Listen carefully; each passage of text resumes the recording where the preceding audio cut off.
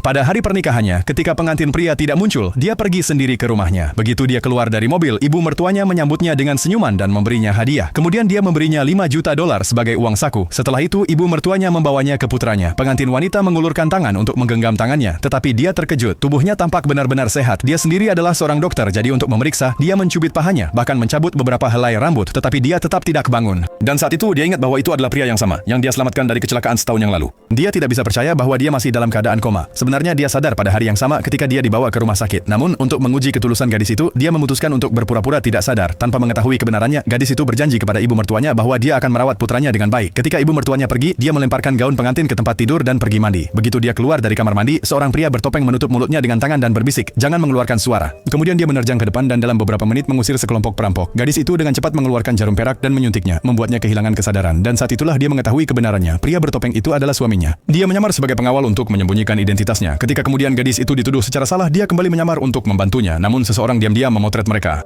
Keesokan harinya foto itu sampai ke ibu mertuanya. Marah, dia melemparkan foto itu ke wajah gadis itu dan berteriak, "Katakan siapa pria ini?" Gadis itu mengatakan bahwa dia tidak mengkhianati siapapun. Tetapi ibu mertuanya tidak mempercayainya dan menghina dia. Gadis itu diam. Pada saat itu suaminya muncul.